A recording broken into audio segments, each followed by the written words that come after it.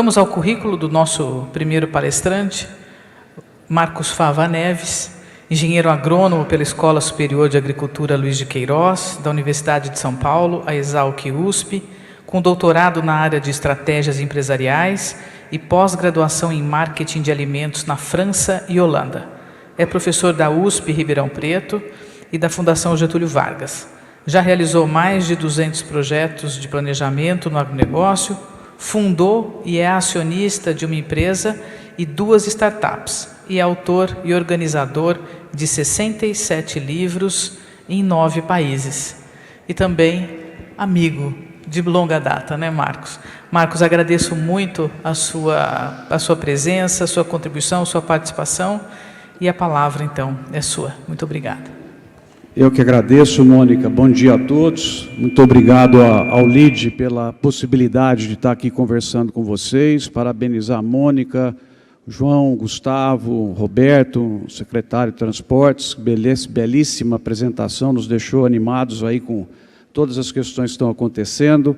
É um período fascinante da nossa vida esse ano de 2020, né? Se vocês forem lembrar, eu acho que na minha atividade profissional, reforçando o que o Alexandre disse aqui, eu nunca vi uma mudança tão grande quanto essa, né? É uma coisa, quem trabalha ainda com planejamento, que é a minha área, realmente assustador o que está acontecendo. Eu senti falta, Mônica, ontem dirigindo para cá o meu próprio carro, senti falta da minha disqueteira, da minha coleção de fitas BASF, que eu vim curtindo o Spotify, Dr. Roberto. E aí também, quando eu, aqui só para diverti-los um pouquinho, né, desse mundo diferente, cheguei aqui no hotel, acostumado a vir aqui com aqueles, né, eventos e vendo a casa lotada, imaginando como seria o tratamento dos valets, né, que querem te tirar o mais rápido possível do carro e levar o seu carro para estacionar, né, para você não atrapalhar o fluxo. Ontem eu cheguei aí, parei, não havia ninguém. O cara ali fora falou, não tem mais valet, você mesmo estaciona o seu carro, né? Falei, bom, então pode parar aqui, né? Aí eu falei para ele, não, mas vou ficar até amanhã. Não, pode deixar aí mesmo. Então eu consegui a vaga do presidente Bolsonaro. Estou com o meu carro aí na frente do hotel, coisa inédita, né? Eu vou anotar no meu currículo aí. Bom, tema extremamente delicado e amplo, né? A imagem do nosso setor, que vocês trouxeram aqui para fechar o evento, vocês estão de parabéns. E o que eu queria aportar aqui um pouquinho é um método para analisar esse problema e ver como é que a gente sai desse problema, respondendo 3 perguntas durante a minha apresentação. Qual o posicionamento desejado para o Brasil? Essa é a primeira pergunta. Se a gente não tem claro qual é o posicionamento, nós não vamos ter claro o que tem que fazer em termos de imagem, em termos de comunicação. Segunda pergunta que eu pretendo responder, como montar um plano de comunicação? Como faz isso? Tem ciência por trás, né? E cabe aqui aos universitários trazerem um pouco dessa ciência para que possa ajudá-los. E a terceira pergunta que eu queria responder, cada uma, Mônica, nos 15, 20 minutos, tá? Quais os temas sensíveis que nós temos hoje ao agro, e dentro dos temas sensíveis eu queria destacar o ambiental e conversar um pouco mais dele, até para deixar a bola quicando para o Jacir fazer um golaço e também para a Camila logo na sequência. Então eu queria pedir para carregar, já está lá a apresentação, são 96 slides só, deixa eu ver se já está. Então a primeira é a questão de posicionamento. Nós temos um posicionamento, e aqui eu queria sugerir. Na minha opinião, pessoal, como quem tem possibilidade de participar de pesquisa em diversos lugares do Brasil e do mundo, e viajar e participar de eventos, não há outra oportunidade aberta para a sociedade brasileira no mundo que não a de fornecedor mundial sustentável de alimentos, bioenergia e outros agroprodutos. Não há outra aberta. Não vamos ser líder de automóvel, não seremos, lamentavelmente, líderes de turismo, não seremos de produtos farmacêuticos, não seremos de telefonia celular, de computador, nós seremos de alimentos. Essa é a vocação do Brasil e é o espaço aberto na sociedade mundial que devagarzinho estamos conquistando. Afinal, quem exporta 1 em cada 2 grãos de soja que circulam pelo mundo, quem exporta agora 1 de cada 2 de açúcar outra vez, que nós provavelmente vamos chegar a 50%, já tem 80% do suco de laranja, né, 25% da carne bovina, 33% da carne de frango, você tem 15% já do suíno, né, subindo. Então, essa é a ideia. Nós temos que ter claro, o posicionamento é esse, nós vamos assumir, para daí ter o esforço de comunicação. E esse posicionamento o Brasil consegue com 3 grandes pilares. É o trabalho em custo, entre as questões de custo que foram comentadas, o secretário está aqui, o secretário da Agricultura, dos Transportes, falaram muitos desses itens, entre eles a conectividade, né, a digitalização, a agricultura por metro quadrado, enfim, eu não vou discorrer todos esses bullets aí para não cansar vocês, mas nós temos a dimensão de custo para que o Brasil entregue a liderança mundial de custo na produção de alimentos. Então vocês têm ali uma série de pontos que precisam ser melhorados. Cada um desses merece um projeto estratégico de melhoria. Essa seria a ideia, esse é o plano. Do lado direito, vocês têm o pilar da diferenciação. E aí entra um pouco a questão da comunicação. Só para a gente entender onde que entra a questão de imagem e a questão de comunicação. Ela não vai entrar no custo, ela vai entrar no pilar da diferenciação e ali estão muitas das ideias do que nós temos que fazer. Por exemplo, um país de excelência em produtos, um país com qualidade dos serviços, um país com que produtos que nós fazemos constroem margens para os compradores europeus, asiáticos, um país de protagonismo dos seus cientistas que o Brasil tem, contar mais a história dos produtos, trabalhar design, trabalhar marca, enfim, todo o pilar da diferenciação. E, não menos importante, aonde eu acho, viu, estimado Érico, falamos hoje no café da manhã ali, que falta ainda um esforço grande do Brasil, é na questão da ação coletiva. Ou seja, no cooperativismo, no associativismo, nas alianças estratégicas, na qualidade da representação, na mesma direção da representação. Hoje nós estamos vendo lideranças do agro em caminhos contrários. Então é importante você dizer qual é a direção que nós vamos tomar. E essa é a proposta para responder a primeira pergunta. O Brasil, fornecedor mundial sustentável, selo verde de alimento, bioenergia e outros agroprodutos. O que são os agroprodutos? É o paletó que nós estamos vestindo, o sapato que vocês estão usando, o cigarro, que alguns ainda estão fumando ali fora, né, e todos os produtos que não são alimentos e energia, que também são feitos pelo campo. Então, essa é a proposta. Vamos posicionar nessa linha. Seguindo, como montar um plano de comunicação? Então, nós temos, está todo mundo falando que a comunicação do agro é ruim. Eu acho que não. Eu acho que tem alguns públicos-alvo que nós temos problema, mas não é a comunicação. Você não pode generalizar que a comunicação do agro é ruim. Para muitos públicos-alvo, nós temos notícias boas, nós temos uma imagem boa passada pelo trabalho dos senhores. Aí você pode reunir uma coleção de notícias maravilhosas da agricultura brasileira. No Wall Street Journal, no Le Monde, né, que estão aí colocadas para vocês. Então não é tudo que é ruim que sai da agricultura brasileira, do agro brasileiro. Então temos que ter um pouco mais até de autoestima quando a gente fala que tem uma crise de imagem. Tem uma crise de imagem em alguns públicos. Então, como fazer? Tem uma ciência por trás, pessoal. Primeira coisa para um plano de comunicação é para quem? Quem que eu quero atingir com a questão da comunicação? Onde é que eu tenho algum problema para ser resolvido? E aí vocês estão vendo lá que são muitos os públicos. Governo é um público-alvo, a imprensa é um público-alvo, fornecedor, distribuidor é um público-alvo, sistema financeiro é um público-alvo, ONGs são um público-alvo, estudantes de ensino médio são um público-alvo. Você não pode sair atirando para todo lado, porque você vai perder eficiência. Então, para quem que nós queremos mudar algum comportamento? Então, por exemplo, agora nós estamos com uma polêmica muito grande e necessária para que os pais passem os olhos nas apostilas dos filhos do ensino médio. É uma polêmica que está aí, que eu estou entrando de cabeça para ajudar um pouco, e tem que olhar. Então, no ensino médio, hoje, nós temos um problema realmente de imagem. Vocês estão sentindo com os filhos, com os sobrinhos. Então, esse é um ponto especificamente que precisa ser resolvido. Investidores e assim por diante. Uma vez que você identificou o público-alvo, qual é o objetivo que você quer que aconteça com esse público-alvo? E aí, qual é a mensagem que você vai usar? Seria a terceira etapa. Então, quais são os temas hoje favoráveis ao agro brasileiro e os temas sensíveis ao agro brasileiro? Tem uma coleção de temas favoráveis que nós podemos explorar cada vez mais. Aí, quais são as ferramentas que nós vamos usar? Por exemplo, o trabalho da Apex, que eu acompanho de perto, para mim é irretocável. O trabalho que a gente faz com o B2B é excelente, né? O Jacir mesmo pode dizer, para quem eles vendem no mercado internacional, a imagem que a empresa tem. Não sei se esse seria um público-alvo que está hoje deteriorado, talvez mais adiante com o consumidor, com o que está saindo de ruim do Brasil. Aí você tem um orçamento e mensuração dos resultados. Então, essa seria a resposta minha para a segunda pergunta que eu queria deixar para vocês. Qual é o posicionamento? Fornecedor mundial. Segunda, como montar um plano? Está aí colocado. Terceira e última pergunta é, quais são os temas sensíveis?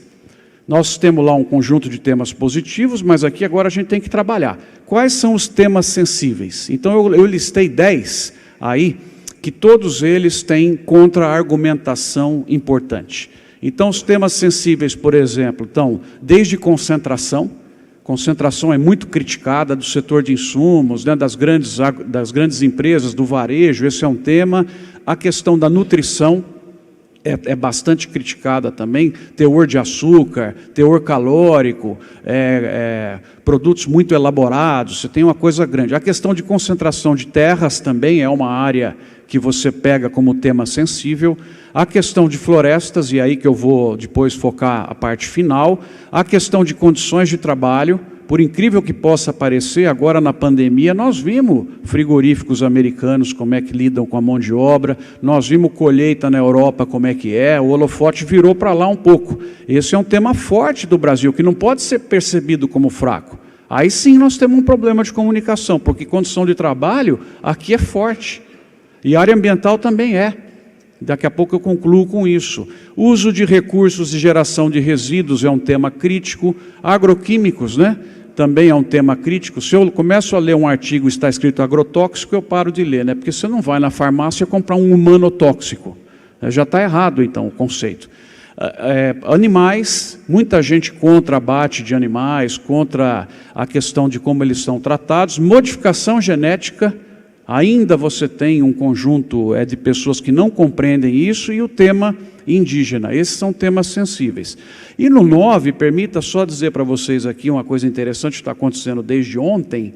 Né? Eu sou membro do conselho da CTN-Bio, eu tenho mais de 150 e-mails aqui criticando, no meu e-mail pessoal, porque o Brasil está, nesse momento, discutindo trigo transgênico. Só para vocês terem uma ideia como é que é a situação ainda em relação a esses pontos que estão colocados. Bom, e eu vou, para concluir, selecionar o item 4, que é a questão ambiental, que é a que mais está pegando hoje dos itens sensíveis, tá? E aí está um exemplo de pesquisa que foi feita e consequente dano à imagem do Brasil. Essa pesquisa é uma pesquisa que teve um fôlego muito grande, é uma pesquisa que foi feita por pesquisadores respeitados, que foram a fundo, só que, na minha humilde opinião, eles erraram no título da pesquisa, porque essa pesquisa traz resultados muito bons para o agronegócio brasileiro, identifica que o nosso problema de desmatamento ilegal está muito localizado, ele é muito pouco perto do agro, mas vocês vão ver a repercussão internacional que essa matéria teve, principalmente por causa do título, que chama das maçãs podres. Aí vocês vejam a sequência do que aconteceu. Né? Então, olha lá, 1/5 da soja brasileira está pintada com desmatamento. E olha a foto. Né? 1/5 da soja na Europa é fruto do desmatamento. Vai vendo. Aí já outra CNN generalizou, né? A carne e a soja brasileira vem de desmatamento ilegal. E as vendas do Brasil são lotadas de destruição de florestas. São fontes fidedignas, não são? São empresas que vocês confiam. Mas veja só que coisa interessante. Um estudo positivo que dá que 1 ou 2% só da nossa produção tem problema, ó como é que ele saiu lá fora. Então esse é um ponto que eu tenho estudado, tenho guardado os materiais. Antes a gente tirava xerox, né? Agora a gente tira uma foto de medo que tira do site, depois você não acha mais. Então saiu, pumba, eu tiro e guardo, como vocês estão vendo aqui. Então, uma coisa muito interessante, pessoal, boa parte do nosso problema de imagem é gerado aqui mesmo no Brasil. Deixo como hipótese aqui para vocês. Não fiz nenhum estudo quantitativo, mas é uma hipótese a ser testada e eu acho que nós vamos acertar. Boa parte do nosso problema de imagem internacional somos nós mesmos que criamos, como vocês viram nesse exemplo que eu mostrei para vocês. E aí, para concluir, esse tipo de coisa lamentável, né? Aqui eu queria dar uma notícia boa para vocês. Eu tenho uma chance de fazer experiência com 130, 150 jovens de 18 a 22, 23 anos, todas as semanas, que são os nossos alunos, né, Roberto, da GV e da USP, de ADM, eles não são do agro. E eu queria deixar vocês contentes, eu coloquei esse relatório dessa organização, dessa ONG, para eles verem. Eles não gostaram, gente. Eles acharam muito apelativo, muito escandaloso, então veja que interessante. Estão errando no jeito de colocar, nessa forma desrespeitosa, como vocês estão vendo aí. Então esse é um ponto que, se você conversar direitinho, você traz o jovem do lado. Então precisa disso, um diálogo adequado. E essa é a última tela, justamente na questão ambiental, para abrir aqui a chance para o Jacir comentar um pouquinho mais, que o Brasil não pode ser visto, não pode ser carimbado como pária internacional na questão ambiental. Nós precisamos reagir a isso. E o duro é que muito empresário brasileiro aceita isso e cria mais escândalo ainda para sair fora do Brasil. Queria deixar isso aqui registrado. Eu não aceito, porque nós vamos ver o Brasil resolver o problema ambiental dele em nossa vida, que é a redução do desmatamento ilegal. Nós não vamos ver a Europa resolver o problema ambiental dela na nossa vida. A Europa não vai conseguir atingir os indicadores do Brasil em uso de biocombustíveis, em preservação do território, em uso de energias renováveis, em código florestal e todos esses que eu coloquei aí para vocês. Então esse é um ponto muito importante para nós aqui. Temos um problema específico ambiental que tem que ser resolvido, porque senão não adianta lutar, que é o desmatamento ilegal. E agora realmente vocês viram que um representante do governo inglês nos deu um endosso muito importante. Basta o Brasil aplicar a lei, que é o Código Florestal, que a área de preservação do país aumenta. Então isso aqui, ó, desmatamento ilegal. Só que na área ambiental nós somos um país para ensinar ao mundo. E nós não podemos deixar plantar notícias ruins dentro do próprio Brasil. Então esse é um ponto que eu queria colocar para vocês, enfatizando. Nós vamos resolver o problema do desmatamento ilegal, nós não vamos ver China, Europa, Estados Unidos resolverem o problema ambiental que eles têm. Tá bom? Obrigado, gente, pela atenção. Mônica, agradeço e peço perdão pelos 45 segundos adicionais. Marcos, super obrigada. Tema de maior relevância, de maior importância. Agradeço muito as contribuições que foram trazidas por você e passo imediatamente ao segundo palestrante, que é o Jacir Costa Filho, graduado em Engenharia Civil e Administração de Empresas, com especialização em Marketing pelo International Institute for Management Development, o IMD, da Suíça. Possui mais de 30 anos de experiência no setor sucroenergético, é diretor da Fiesp, presidente do Conselho Superior do Agronegócio COSAG e do Sindicato de Fabricação de Álcool do Estado de São Paulo, além de conselheiro da União da Indústria de Cana-de-Açúcar, a única. Com a palavra, membro do Comitê Executivo do Grupo Tereos, Jacir Costa Filho. Mônica, você poderia omitir os 30 anos, né? Então, eu queria agradecer muito ao convite. Obrigado, João. Obrigado, Roberto. Obrigado, Mônica. E antes de iniciar, o meu último slide é sobre o PSA. E eu queria cumprimentar aqui os dois secretários que regulamentaram o PRA, o Gustavo e o Penido. Fizeram um excelente trabalho. Depois, o nosso Código Florestal, desde 2012, estava aqui no Estado de São Paulo sem uma regulamentação, e essa regulamentação está sendo finalizada aí pelo governo meus parabéns pelo trabalho, importante trabalho para que a gente possa ter o pagamento por serviços ambientais. Tá? Muito obrigado. Bom, meu primeiro slide, pode passar, por favor? Eu queria falar um pouco sobre o nosso agronegócio. Você vê aí nessa primeira foto, fila no supermercado, buscando comprar comida, vocês lembram aí, um monte de gente foi comprar um monte de produto que teve falta, mas isso foi solucionado.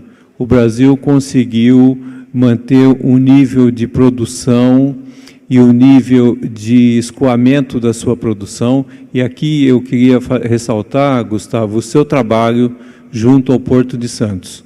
O Porto de Santos é um porto muito importante para escoamento, 70% do açúcar brasileiro passa pelo Porto de Santos, 60% do milho, viu, Érico?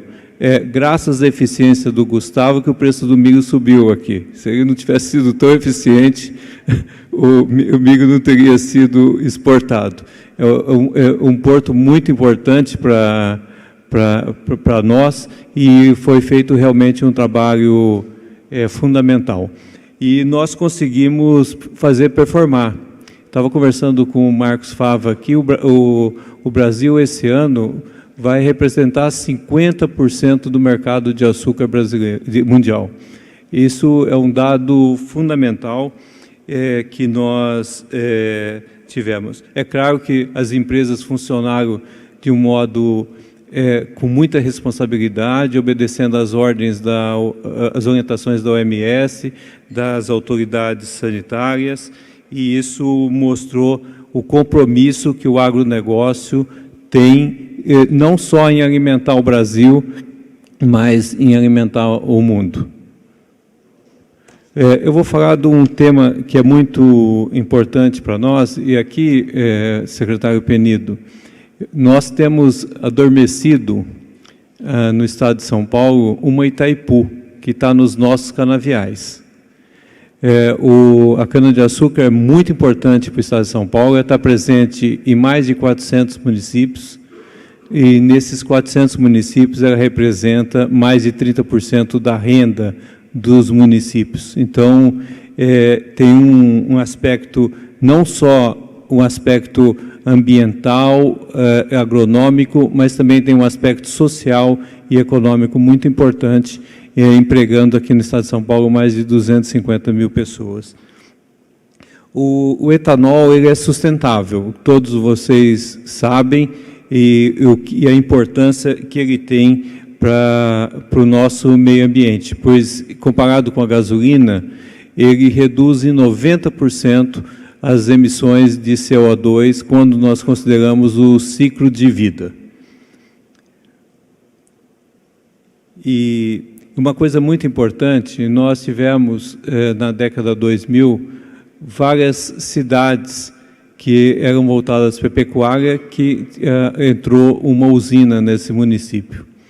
E um estudo muito bem elaborado pela USP, pela professora Márcia Zanha, que, junto com outros pesquisadores de outras universidades, mostrou que a implementação de uma usina de açúcar, de etanol, no município, agregava no município, na renda per capita do município, $1.000.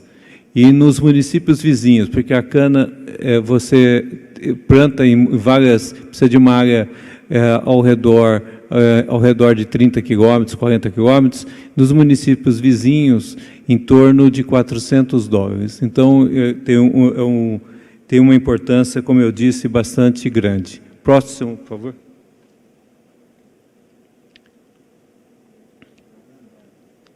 Eu estou tentando. Ponto. Aqui mostra as vantagens ambientais do carro movido a etanol. Você vê o carro a gasolina, ele emite 156 gramas de CO2 equivalente por quilômetro rodado. O carro elétrico chinês, aqui é importante mostrar, porque tem um mito do carro elétrico.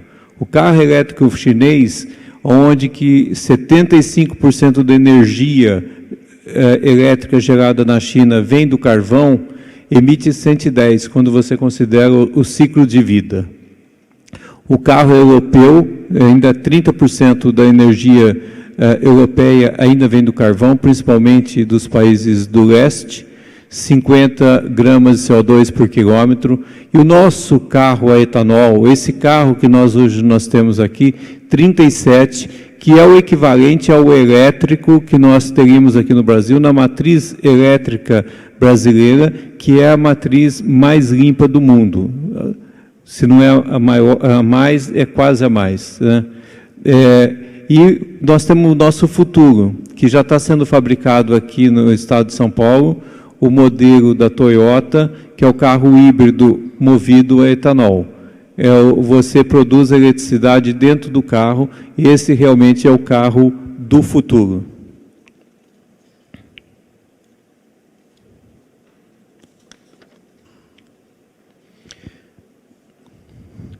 Além disso, eu queria ressaltar, nós já temos uma infraestrutura de distribuição de biocombustível no Brasil. O Francis, que representa a Raízen, nós temos 42 mil postos de combustível no Brasil com bombas a etanol. Essa infraestrutura já está feita. Então, realmente a gente tem de aproveitar a nossa vocação, que, como foi dito aqui, é a vocação do agronegócio. Nós temos a capacidade de produzir combustível limpo, renovável, que realmente vai contribuir para o meio ambiente, através do nosso agronegócio.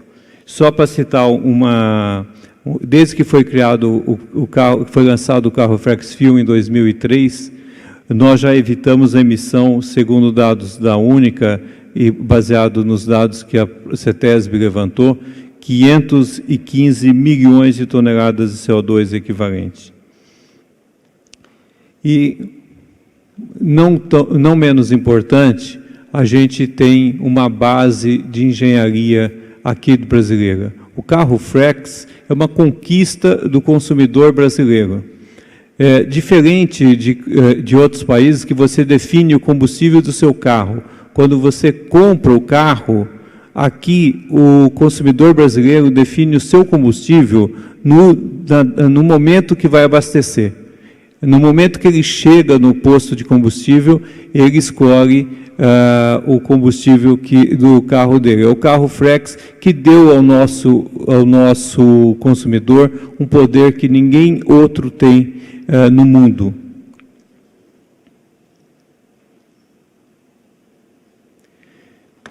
E por fim, Penido, eu não sabia da sua presença, mas é ótimo aqui, o exemplo de São Paulo. Em 2001, São Paulo tinha um índice de poluição de 59 microgramas de particulado por metro cúbico de ar. Em 2019, esse índice chegou a 17 microgramas. Ou seja, houve uma redução substancial do nível de poluição em São Paulo. E um dado muito importante, nesse período, a frota de veículos rodantes na cidade de São Paulo aumentou em 80%. Então, nós quase dobramos o número de veículos e reduzimos em 2/3 o nível de emissão, e isso graças ao etanol, que deve ser preservado, incentivado, e eu tenho certeza que essa é uma meta, porque esse é um aspecto importante para nós vendermos a imagem de São Paulo lá fora. Nós temos, dentro das grandes metrópoles mundiais, São Paulo nem aparece no mapa das 500 mais poluídas do mundo. Das 10 cidades mais poluídas do mundo, 9 estão na Índia. Então, se você considerar a China, então, é muito grande. E a cidade de São Paulo não aparece. E isso se deve muito ao trabalho desenvolvido pelo etanol e também pela CETESB.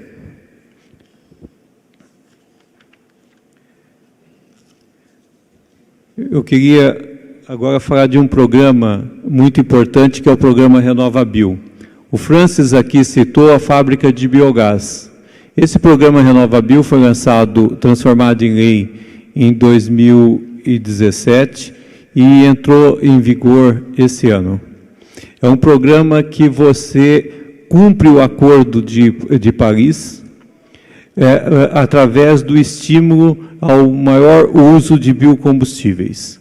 E com isso vai dar um selo bastante importante de sustentabilidade para o Brasil. E esse programa, ele tem qual a importância dele? Ele não pune quem polui, ele premia quem despolui. Ele premia quem descarboniza. O Francis citou aqui o exemplo da fábrica de biogás. Só para comparar, uma fábrica de etanol que não tem cogeração, que só faz etanol, vai precisar provavelmente de 1.000 litros de etanol para emitir um CBIO. Um CBIO, para quem não conhece, é 1 tonelada de CO2 evitada. Uma fábrica que usa biogás, que produz biogás, que tem cogeração, que tem uma eficiência energética maior, ela vai provavelmente estar precisando de 500 litros, 600 litros. Ou seja, tem um prêmio embutido para quem investe na eficiência ambiental. E aí, Penido, muito importante, Gustavo, vai ser incentivado investimentos. A cana-de-açúcar ainda tem muito a extrair dela. Quando a cana-de-açúcar, quando foi implantada em São Paulo, nós fazíamos um dos pioneiros no plantio de cana-de-açúcar, o nosso ministro Roberto Rodrigues, fazia só açúcar. Na década de 70, 80, passou a fazer também etanol. Na década 2000, começou a cogeração de energia elétrica. Nós vamos ver, em 2015, o etanol segunda geração, que foi citado pelo Francis, o biogás e muitas outras coisas que vão estar sendo implementadas aqui. E meu último slide, só para falar sobre o pagamento por serviços ambientais. Esse programa foi lançado pelo governo federal, um programa muito importante, em que ele visa que quem preserva tenha uma remuneração por isso. Inclusive, principalmente no sentido de você preservar os mananciais de água, e também da biodiversidade, além de reduzir o CO2. Algumas atividades estão sendo regulamentadas pelo IBGE, o governo federal está colocando isso como atividade empresarial, então nós teremos a preservação de serviços ambientais como atividade, você vai poder emitir notas fiscais, e o INCRA está reconhecendo a preservação como atividade agropecuária produtiva. Então, são duas coisas muito importantes, e aqui eu queria ressaltar novamente, Penido e Gustavo, o trabalho que vocês fizeram na regulamentação do Programa de Regularização Ambiental aqui no Estado de São Paulo. Então, de parabéns, muito obrigado, é isso que eu tinha a apresentar. Muito obrigada, Jacir. Excelente a apresentação. O setor sucroenergético realmente tem dado uma grande contribuição aí nessa questão, e esses programas todos são de extrema importância. Muito bom, muito obrigada. E antes que eu seja acusada aqui de macho astral, né, eu tenho a grande alegria de apresentar a nossa próxima palestrante, que é a Camila Teles, mulher muito jovem, que está fazendo um ótimo trabalho também, que vai fazer a última apresentação do nosso painel aqui de imagem. A jovem empresária formada em Relações Públicas, possui especialização em Marketing Estratégico.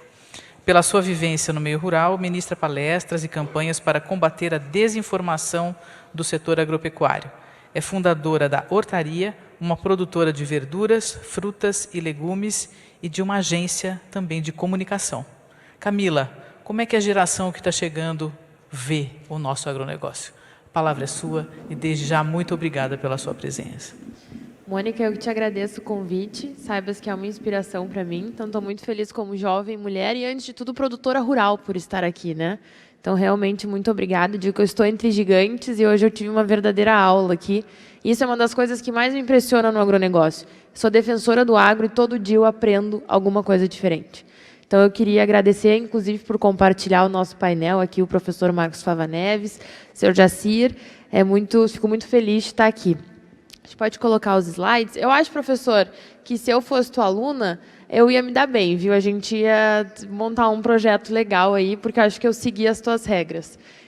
Quando eu fiz o planejamento de comunicação, para entender, eu sou produtora rural, formada em comunicação, sempre acreditei que sair da fazenda e ir para a cidade grande me traria muito mais sucesso profissional, e realmente eu fiz isso. Depois eu voltei para a fazenda, porque eu quis empreender, criei a hortaria, criei o negócio da família. E eu comecei a perceber cada vez mais, por ser formada em comunicação, o quanto o agro era desvalorizado pelo um público específico da cidade, universidade, enfim, pessoas que não tinham convívio direto. E por muito tempo aprendi com o professor Fava Neves que eu falava a comunicação no agro não é eficiente. E, de fato, depende do público. Então, eu vejo que o agro ele se comunica muito bem com vários públicos, inclusive com o próprio agro. E aí a gente tem aquele desafio grande de comunicar para as pessoas que não têm noção que o cafezinho que a gente toma aqui, um produtor rural teve que produzir o café, e aí teve todos os desafios que é produzir. O meu sonho é que um evento como esse chegasse nas redes sociais de uma maneira... chegasse nas redes sociais de uma maneira efetiva para esses jovens que não têm noção do que acontece dentro de uma porteira de uma propriedade rural ou dos desafios que a gente tem em todo o nosso setor. E aí, por isso que eu comecei a focar no meu público, né? Fiz o meu planejamento estratégico aí de comunicação e comecei a mostrar para as pessoas o porquê que eu defendo o agro e porquê que eu acredito que todos deveriam defender também. Falo dessa geração mais nova que está 100% conectada nas redes sociais. A gente não pode não falar de redes sociais. Hoje, as redes sociais, a opinião dos jovens, esse engajamento, esse ativismo que está tendo nas redes sociais impacta diretamente, inclusive, em decisões políticas. Então, a gente consegue ver esse movimento influenciando decisões dentro do Congresso Nacional. Então, não adianta dizer que não é importante, porque é importante, sim. Então, eu digo que a gente tem que ser ativista em prol do agro. A gente tem que fazer esse mesmo movimento nesses locais onde acaba não sendo muito falado sobre isso. Então, eu defendo o agro, muitos já falaram aqui sobre toda a importância do agro, mas justamente por ele ter aí essa importância não só nacional, como mundial, e a sua vocação na produção de alimentos, que tem que ser realmente o nosso foco. Eu brinco que muita gente lá no exterior acha que o Brasil é só Amazônia, futebol e agora funk. Depois eu vou mostrar para vocês o porquê. Mas eu me orgulho no Brasil por ser o celeiro do mundo. E quando falam que o Brasil é a fazendinha do mundo, eu acho isso maravilhoso, enquanto pessoas falam isso querendo criticar. Nós somos a fazenda do mundo. Isso tem que ser um dos nossos maiores motivos de orgulho. E aí eu gostei muito do seu último slide, Jacir, que mostra todos os biomas do Brasil. Isso é incrível, porque sempre o bioma que está em pauta é a Amazônia, Cerrado e os outros. E o bioma Pampa, e a Caatinga. E o desafio de produzir em cada bioma. O Brasil é riquíssimo. Eu sempre falo que o Brasil tem vários países em um país, e a gente tem que se orgulhar disso. E a gente sabe o desafio que é produzir aqui 365 dias aí por ano. E aí a pergunta, né? Por que a gente encontra pessoas que enxergam o agro como vilão e por que o discurso dessas pessoas é convincente? Vamos lá, estou falando de redes sociais, Instagram, Facebook, agora tem até TikTok, que é a nova rede social que eu estou aprendendo a mexer ainda. Mas por que essas pessoas acham que o agro é Amazônia queimando, não consumir carne vai salvar o meio ambiente, ou agrotóxico, né? É isso que falam, câncer. Por quê? E aí eu vou mostrar para vocês um relato que eu pesquisei bastante, inclusive, sobre vários posts. Esse é só um dos. São posts assim que essa galera está vendo, gente, nas redes sociais. O agrotóxico mata, o agro mata, chega de veneno na comida. E quem é que recebe essas informações? Vem de pessoas com mais de 1 milhão de seguidores no Instagram. Não é pouca coisa.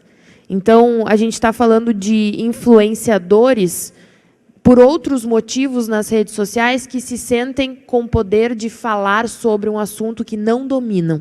Uma coisa é o professor falar nas redes sociais sobre o que ele domina e vai dar uma aula sobre agronegócio. Outra coisa é a Bela Gil ou a cantora Anitta falarem sobre o agronegócio no Instagram delas. E essa é a minha preocupação. É isso que eu fico pensando o tempo inteiro, o tipo de informação que essas pessoas estão recebendo. Camila, que pessoas estão recebendo essas informações e que estão absorvendo elas? Os millennials.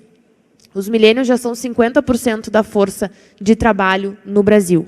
São questionadores. É uma geração que questiona cada vez mais. E essa nova geração, que são os alfas que estão chegando, são ainda mais questionadores. Eles querem saber de onde o produto que eles consomem vem. Eles querem muito mais do que ter dinheiro, ter renda, é saber o que o negócio deles causa de impacto no mundo. É ter muito mais um propósito. E é esse tipo de informação que eles estão recebendo.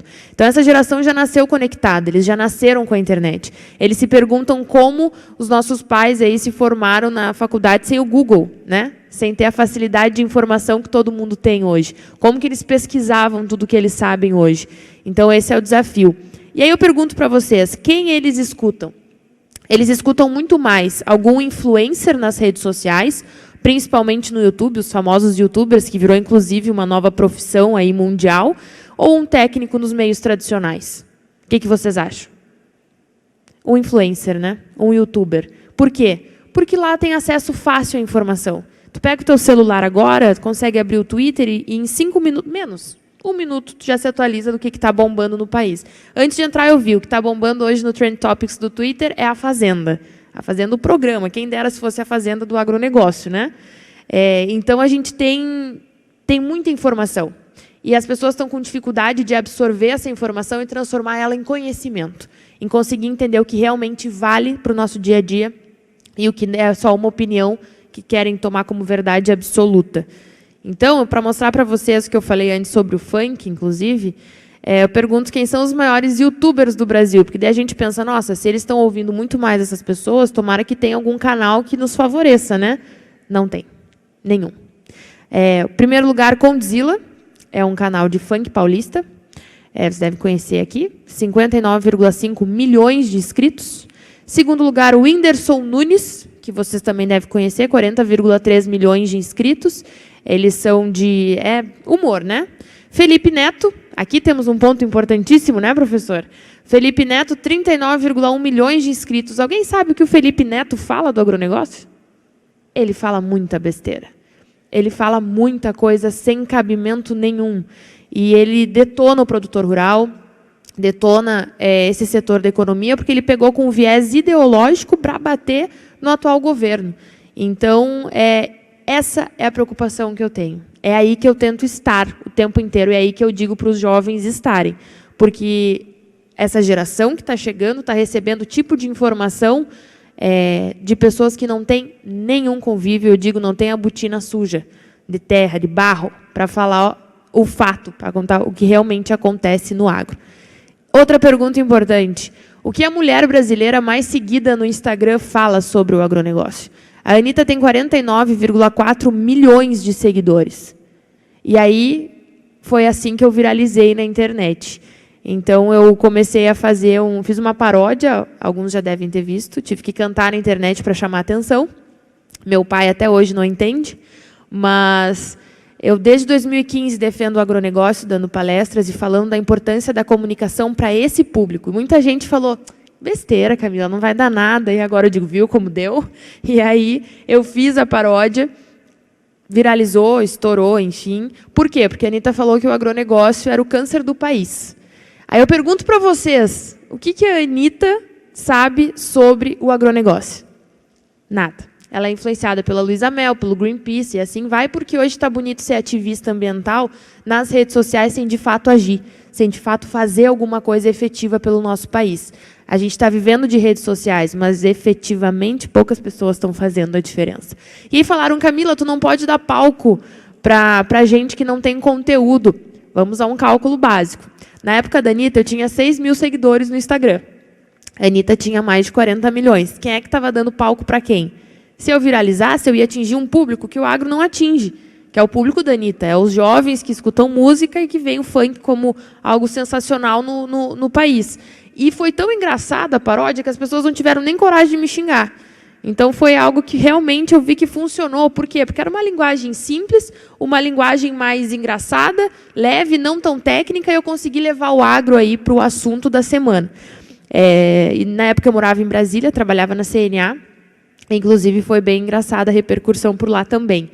Mas é isso, eu comecei a bater de frente com um público que até então ninguém tinha batido. Alguns não concordam, outros concordam, mas eu posso garantir que eu estou chegando num público. Eu comecei com, ano passado, exatamente há um ano atrás, 6 mil seguidores, agora eu fui para 130 mil, só com vídeos informativos sobre o agro, só desmistificando e tentando combater a desinformação. Mas eu foquei 100% nesse público. Então, por isso que eu disse que eu acho que eu ia tirar uma nota boa no meu trabalho. Porque eu foquei 100% no público das redes sociais, do Instagram, que não tem um acesso à informação como eles deveriam. Então, com a paródia da Anitta, eu ganhei 20 mil seguidores em 48 horas. Com o vídeo do leite, que ela falou aí, que a Anitta falou que o baby beef, o bezerrinho virava baby beef, coisas do gênero. Gravei um vídeo também, mais 20 mil seguidores. Então, foi uma sequência de vídeos que eu respondi combatendo a desinformação. E aí eu percebi o quanto as pessoas estavam carentes dessa defesa nas redes sociais, no dia a dia. Então, quem me acompanha lá no Instagram consegue ver que eu posto muita informação, tento sempre desmistificar algumas coisas. O último vídeo que viralizou foi sobre o preço do arroz, que a Ana Maria Braga usou um colar de arroz, e aí eu fui para a internet e viralizou também. Mas são coisas que eu acho que um time completo tem várias posições, né? Tem o zagueiro, o lateral, o goleiro. Eu fui para o ataque. Foi a posição que eu escolhi porque eu realmente achava que valia a pena defender o agro dessa forma. Então, eu acho que a gente tem que unir força cada vez mais para comunicar. Eu puxo a nossa geração, eu puxo os jovens, sempre para que defendam o agro, para que usem as redes sociais como ferramenta estratégica para defender o agro, porque redes sociais hoje não é só um local de compartilhar a vida pessoal, até porque as pessoas mentem muito, né? Parece a vida perfeita. Eu acho que as redes sociais hoje virou uma ferramenta de venda, uma ferramenta de defesa e uma ferramenta de posicionamento. Então, a gente tem que entender como o agro tem que se posicionar nessas redes sociais. E agora eu aprendi, né? Inclusive, a gente tem que se posicionar como fornecedor mundial sustentável de alimentos, bioenergia e outros agroprodutos, viu? Eu acho que isso ficou super claro. Então, a gente tem que lutar contra a desinformação. Eu não tenho nada contra a classe artística, muito pelo contrário. Eu estou fazendo visita em vários artistas aí que são defensores do agro, que são produtores rurais, porque a gente tem que ter um planejamento. Eu não preciso ficar batendo o tempo inteiro. Eu preciso mostrar a grandeza do agro brasileiro. Eu achei uma forma de chamar atenção nas redes sociais. Chamei. Agora é a hora da gente montar projetos em conjunto para ir para as escolas. A gente está criando a turminha do agro aí. Meu objetivo é ser a galinha pintadinha do agro. Eu quero que a criançada foque no YouTube no agro. Então, a gente está criando uma animação bem legal. Vou gravar semana que vem um piloto para ser uma websérie sobre toda a cadeia do agro, como que eu consumo esse cafezinho até chegar na produção do café e contar um pouco dessa grandeza da produção do Brasil. Meu objetivo é Netflix, né? O não a gente já tem, mas vamos lutando pelo sim. E eu acho que é isso, eu acho que é sair da zona de conforto, acreditar na nossa vocação de produzir alimentos, acreditar no nosso agro brasileiro, porque é esse tipo de campanhas também que a gente vê dentro de universidades, a gente vê no exterior. Promoção, pague uma fruta leve 239 agrotóxicos. É muito mais fácil lançar uma campanha com esse viés de chamar a atenção do que realmente entender a importância do uso de defensivos na produção de grande escala aqui no Brasil. Então, também é difícil as pessoas entenderem que parar de consumir carne não vai salvar a Amazônia. O que vai salvar a Amazônia é a produção sustentável, a produção consciente, o manejo correto, e isso a gente está lutando cada vez mais. O produtor rural está consciente, um evento como esse comprova isso. Então, é isso que a gente tem que mostrar cada vez mais, com o desafio de ser uma linguagem simples e de fácil compreensão para atender, para atingir esse público que não tem necessariamente uma vivência no agro. Aqui, esse é um vídeo que só para vocês terem uma noção, eu saí nas ruas de Porto Alegre, eu sou bem cara de pau, assim, eu queria provar, porque as pessoas estavam dizendo que o agro comunicava muito bem. Eu queria provar que tinha muitas pessoas que não tinham noção como é que era a presença do agro. Então, eu fui para Porto Alegre e gravei com essa senhorinha. Na verdade, eu perguntei para pessoas na rua como elas viam a agropecuária na vida delas. Fiz essa pergunta para várias. Essa foi uma das que mais me chamou a atenção. Ela me respondeu que através do bichinho de estimação, através do cachorrinho, que a agropecuária estava presente na vida dela. E aí eu conversei com ela, eu disse, o que a senhora tomou no café da manhã? Café, pão e manteiga. Eu disse, então vamos conversar, deixa eu te falar uma coisa. Tudo isso um produtor rural teve que produzir para chegar até a tua mesa. A tua roupa é de algodão. Como é que o algodão é produzido? Tem noção que a gente veste algodão quase todos os dias graças a um produtor rural? E foi muito legal, acabei tomando cafezinho com a senhorinha na casa dela, mas eu acho que é isso. E eu comecei, eu sempre falei, rir da resposta dela, não, é nos questionar como é que a gente está deixando o agro parecer na cidade. Esse aqui foi ano passado, aqui em São Paulo, na Vila Madalena. Eu pensei, depois de isso, com a senhorinha foi em 2015. Eu disse, temos 4 anos aí, vamos ver como é que evoluímos. Esse jovem é dono de um bar ali, e ele disse que só vê o agro no McDonald's e no Habib's. Eu disse, bom, já temos uma evolução, ele sabe que a batatinha do Mac é agro, né? Mas, vejam, ele era dono de um bar, onde servia comida, onde servia bebidas, vinho, gin, suco, refri, e ele não via o agro. O próprio Guaraná, né, a produção brasileira, ele não enxergava o agro. Então, eu acho que é isso, é esse o desafio. É muito impressionante o quanto o agro é gigante, o quanto o agro é importante não só para a economia do nosso país, mas para o nosso dia a dia. E o meu papel como jovem empresária, produtora rural e comunicadora é justamente desmistificar e fazer todas essas discussões que acontecem aqui, todas essas informações que eu absorvi, tudo que eu aprendi aqui hoje, ir para as redes sociais de uma forma extremamente didática e de simples compreensão. Então, esse é o meu desafio. Eu estudo muito para conseguir passar de uma maneira efetiva. Então, a gente precisa comunicar o agro no nosso dia a dia, na nossa base, para que as pessoas compreendam aí, afinal, que nós somos fornecedor mundial sustentável de alimentos, bioenergia e outros agroprodutos. Estou certa, professor? É isso, gente. Muito obrigada.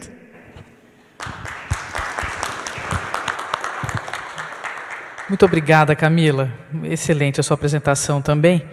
Eu vou também, em economia de tempo, passar rapidamente para o nosso debate e eu já convido o Luiz Feli, presidente América do Sul da Agco, para que faça a sua pergunta, por favor.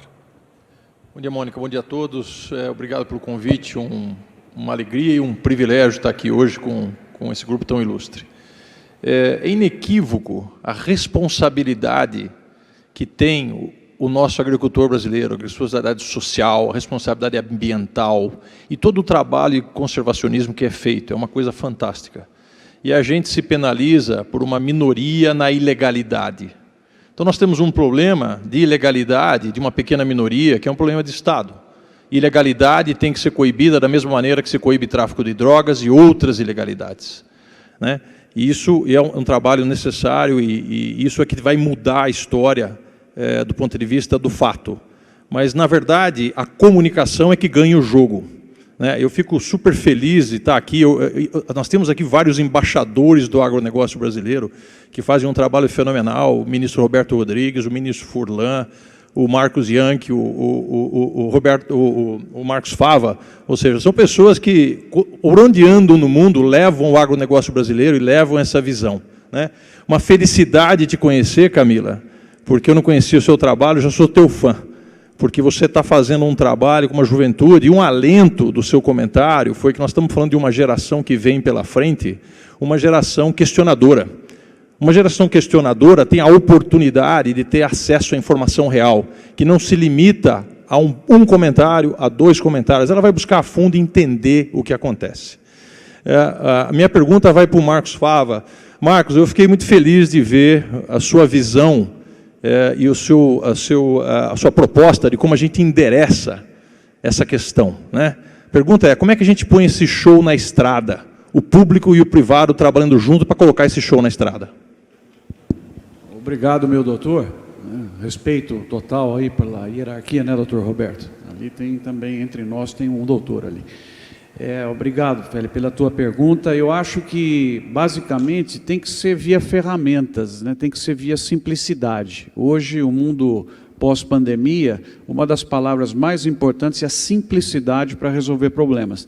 Então, a minha sugestão é, naquele triângulo que foi colocado, para cada bullet daquele, bolar quais são as ações necessárias para melhorar naqueles pontos que estão lá colocados. Eficiência de custo, diferenciação de produtos, que hoje as mídias sociais, e a Camila é um grande exemplo aqui, permite com que você olhe um produto na gôndola de um supermercado americano ou europeu e identifique o vídeo da fazenda produtora no Brasil. Isso ficou evidente agora. As mídias sociais também permitem a troca direta de produtos com os marketplaces, que explodiram, não só de presença, mas de aprendizado, de uso, agora nesse período. E com uma coisa que o doutor Roberto é o nosso papa, né, a ação coletiva. Então, eu acho que ali, Ofélia, os 3 pontos, custo, diferenciação e ação coletiva, cada um deles com detalhamento daqueles bullets para a gente atuar. E a posição, né, citando outra vez o ministro Roberto Rodrigues, você quer coisa mais nobre do que você ser o fornecedor mundial de comida? Eu prefiro entregar metade da soja transacionada no mundo do que ter bomba atômica. Acho que o respeito é muito maior. Então, o Brasil vai ser vendedor de paz, como o doutor Roberto fala, desde que a gente tenha essa... Vamos assumir, é isso então? É fornecedor mundial de alimentos, com sustentabilidade, lógico. Então, vamos na mesma direção. Eu acho que esse é o ponto, viu, Félix? Obrigado pela pergunta, mas no triângulo, cada bullet, o que nós precisamos fazer para melhorar? E nós caminhamos agora para as conclusões finais desse 9º Fórum LEAD de Agronegócio, que eu tenho a grande honra de passar ao meu mestre, amigo, ex-presidente do LEAD, Roberto Rodrigues, para que trace o nosso legado aí. Muito obrigado.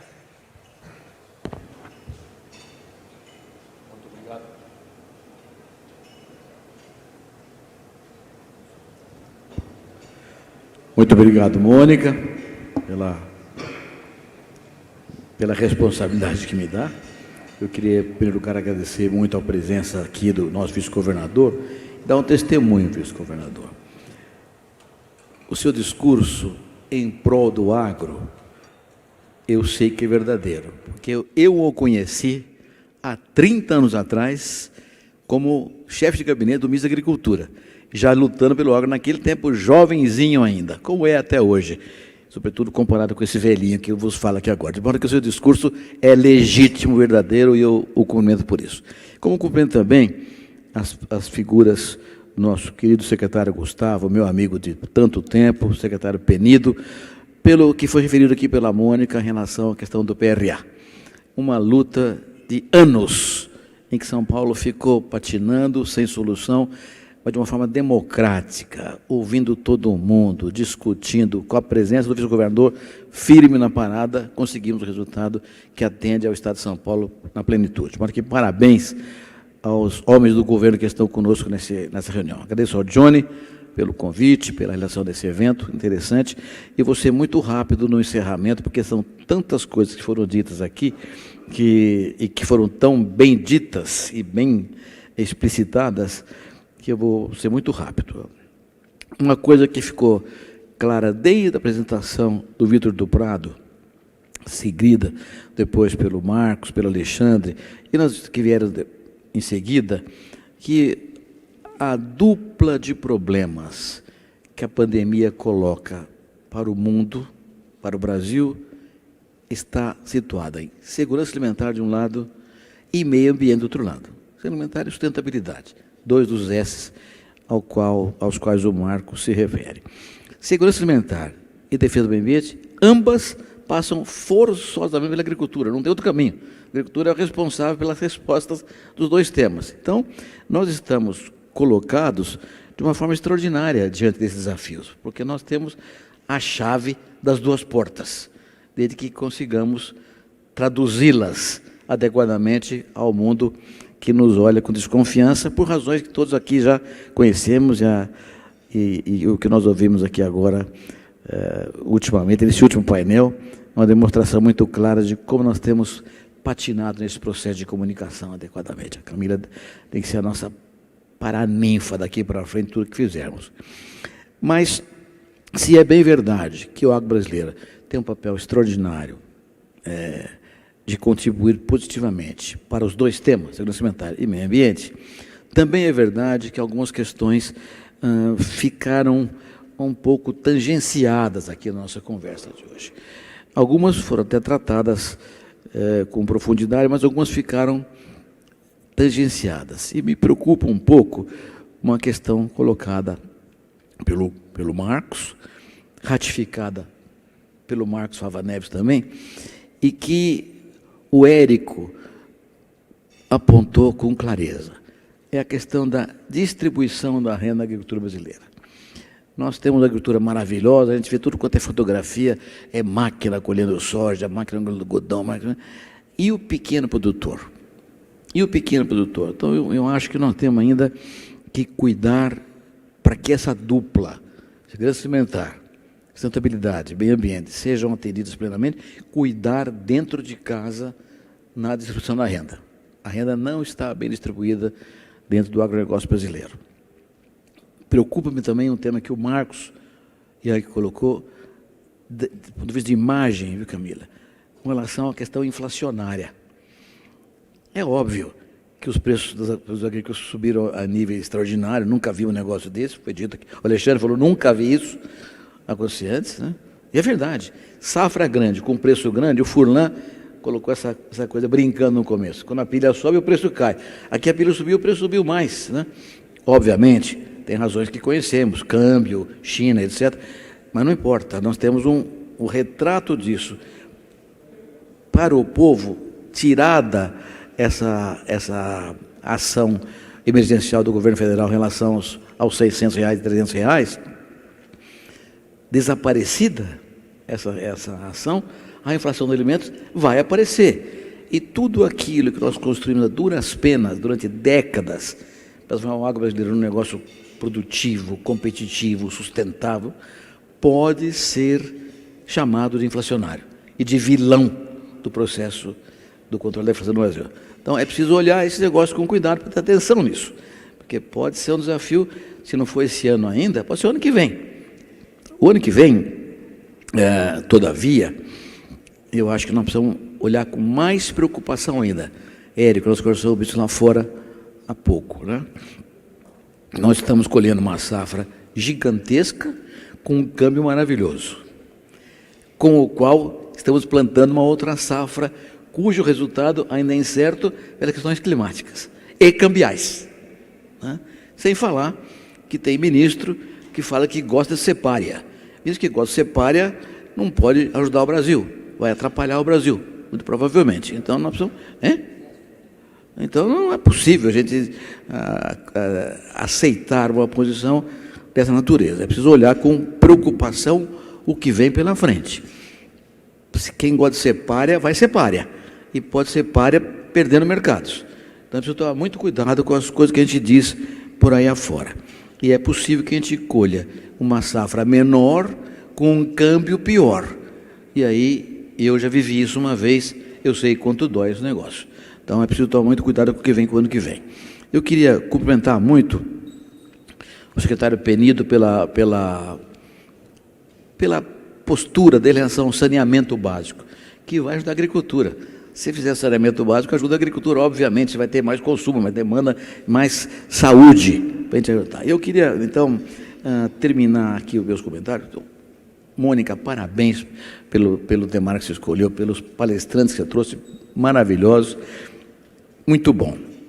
Com duas questões que ficaram para trás. A primeira é a reforma tributária. A reforma tributária ficou claro, pelo menos para mim, que ela é ruim para o agro, violentamente, o que está proposto hoje lá, é ruim para o agro, e dois, não adianta fazer, se não vier a reforma do Estado. A reforma do Estado tem que vir antes da reforma tributária, senão não adianta, você não vai diminuir tributo se você mantiver o Estado crescendo. Então, a posição colocada aqui pelo Dr. Ives e pelo nosso amigo Roberto Brandt é muito clara. para que fazer reforma tributária se o Estado está inchado? E a última questão é a questão da comunicação, tão bem tratada pelo Marcos, pelo Jacir, pela Camila. E aqui, Marcos, você colocou, logo no comecinho da sua fala, uma questão que também está me ocupando muito hoje, que é o tema de materiais didáticos. Isso é uma coisa inimaginável. Marcos e eu trabalhamos junto com um colégio, com o filho dele, neto meu. Colégio de classe A em São Paulo, com material didático absolutamente inaceitável. Estamos trabalhando nisso também. A Mônica vai entrar nesse processo também agora, muito em breve. Mas isso é uma ação, Camila, essencial, porque nós estamos formando uma molecada de primeiro e segundo graus totalmente contra a agricultura, porque os professores ensinam isso.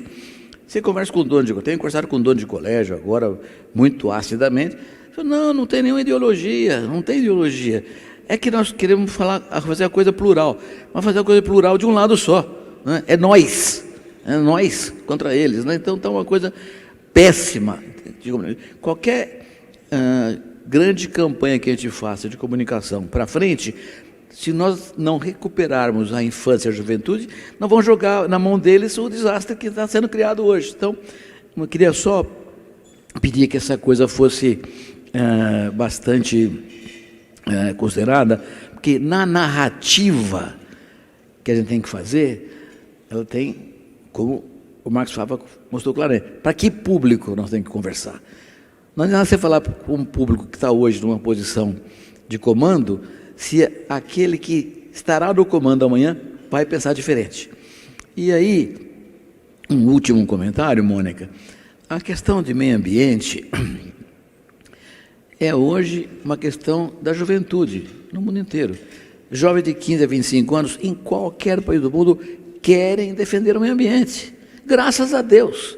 Isso é muito bom, porque mostra um horizonte de longo prazo positivo para a gente. E se essa molecada está defendendo isso, quando eles vão ficar 40 anos no poder daqui para frente, esse tema vai ficar 40 anos na mídia. Então, esse tema vai ser um tema central para a humanidade. Central para a humanidade, né? Sustentabilidade, um pedaço é meio ambiente. Então, nós precisamos realmente tratar disso, separando o joio do trigo, reconhecendo, Camila, os erros que existem no Brasil, que não são dos agricultores, mas que maculam a imagem dos agricultores e exigindo que sejam corrigidos, que é papel do Estado. É o papel do Estado. São Paulo fez isso com o PRA. Está resolvendo o problema. Fez isso com o saneamento, que o secretário Penido mostrou. Vamos resolver esse problema. Água, vamos resolver esse problema. Ontem, secretário Penido, eu participei de uma live interessante, em que uma pessoa importante, de uma grande rede de ensino, falou, por exemplo, nossos materiais escolares mostram o lado bom da agricultura, mas mostram o lado ruim também. Por exemplo, vocês acabam com a água. Então, eu disse, gente, você já viu um pé de milho verde? Um pé de milho verde tem 70% de água. Mas quando ele completa o ciclo, ele seca e no limite vira pó. Onde foi aquela água? Foi consumida aquela água? Voltou para a natureza coada. Muito mais grave é a água que você usa no seu banheiro e que não é resolvida tecnicamente na cidade. Então é muito mais grave o gasto de água na cidade do que o uso da água filtrada na agricultura. Mas ninguém sabe. Um bom sujeito, sério, bem intencionado, mostrando, nós temos que mostrar o lado ruim também, vocês acabam com a água.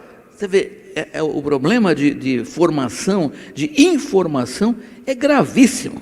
É gravíssimo. Quem escreve o livro, tem gente ideologicamente voltado para a esquerda e contra a agricultura. Nem sempre. Às vezes é pura ignorância. Né? Então, é um trabalho gigantesco que nós do agro, Mônica, você faz isso há 20 anos lá em Ribeirão Preto, mas é ensinar os professores a falar a verdade. Não porque eles não queiram, porque não sabem qual é a verdade. Então, a narrativa, gostei muito da exposição do Marcos Fava, para que público nós temos que conversar. Um público é o professor, outro público é a juventude, outro público é o urbano, outro público é a mídia. que também é desinformada. A imprensa é tudo de esquerda. Não é. É que não ouviu direito o outro lado. Não sabe direito, não aprendeu direito do outro lado, porque o professor não ensinou direito. Então, o buraco é muito mais embaixo. Alguém falou que precisava ter 10 Camilas. Eu acho que tinha que ter 200 bilhões de Camilas. É a única forma de a gente conseguir salvar isso aqui. Então você, Camila, tem que ser a nossa madrinha. Mais do que isso, nossa fada madrinha, para conduzir um processo decente de narrativa para o agro brasileiro. Mônica, muito obrigado. Era isso que eu queria dizer.